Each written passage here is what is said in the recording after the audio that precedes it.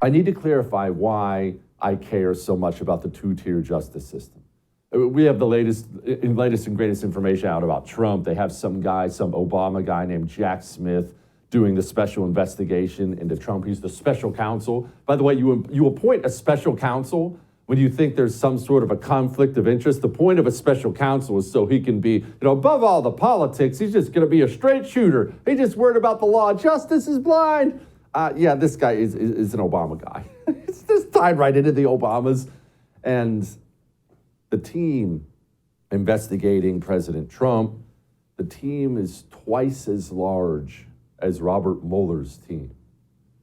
Please don't be under the impression, just because this isn't in the news every day, that all this stuff with Trump is blowing over and it's all gonna work out in the end. These people are coming for him. They're coming for him. I mean, he's a system disruptor. He's the first of our system disruptors. Don't worry, he won't be the last.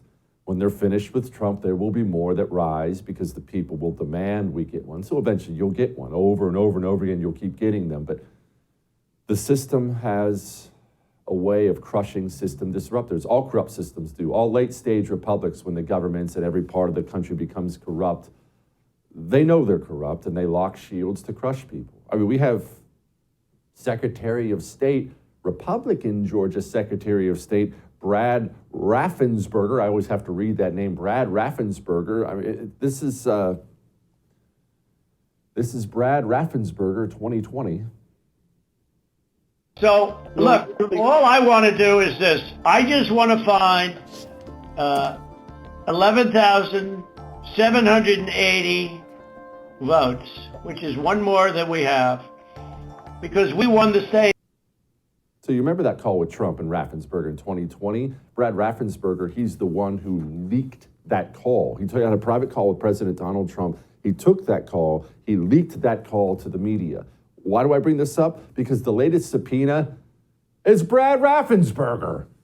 It's every part of the system has locked shields against Trump. But this is not a story about Donald Trump. It's really, really not. Now, it matters. Watching a system disruptor be destroyed matters. It matters a lot. But there is something you must understand. I've tried to get through to people over and over and over and over about this. What's happening right now is so much bigger than any one man, friend or enemy. What's happening right now is it's so far beyond Donald Trump or Joe Biden or Nancy Pelosi or Ron DeSantis or this person or that person. What's happening right now is gigantic. And the reason I'm so passionate about it is, if we have a justice system like we have now, if this continues or it gets worse, and it probably will, this will end the United States of America. It will end it. You remember we've talked to you a whole bunch about the pro-life activists who've been arrested by the Department of Justice. And we're talking 60, 70, 80-year-olds, pastors. What did they do? They apparently were in violation of some weird FACES Act. Their crime, the dastardly crime that brought armed FBI SWAT teams to their door, was reading Bible verses and singing Christian worship songs at abortion clinics, attempting to save lives. No violence, no nothing, simply out there attempting to save lives. Well, as you already know, because we've talked about it extensively on the show, the Department of Justice is out there kicking in doors, rounding them up. Why? Now we know, we assumed before, but now we know the DOJ, the Department of Justice, remember, that is the top law enforcement arm in the United States of America. Everything, including the FBI, falls underneath the DOJ. Why are they doing this? They're doing this in response to the Supreme Court overturning Roe versus Wade.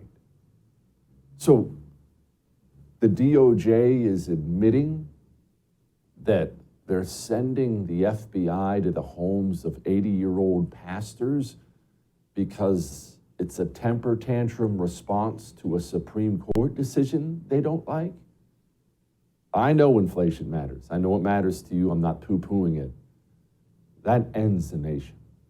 This will end the United States of America. You know what they're not doing? They're not investigating who's buying Hunter Biden art pieces for $200, sometimes $500,000.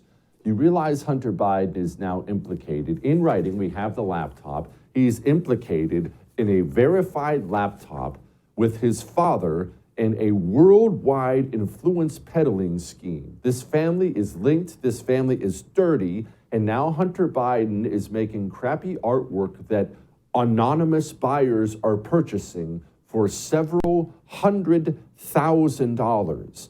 And the FBI is worried about somebody busting open the Bible app on their phone and reading a couple verses from the New Testament to someone about to have an abortion.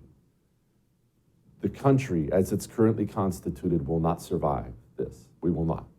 This gets fixed, or we will not survive.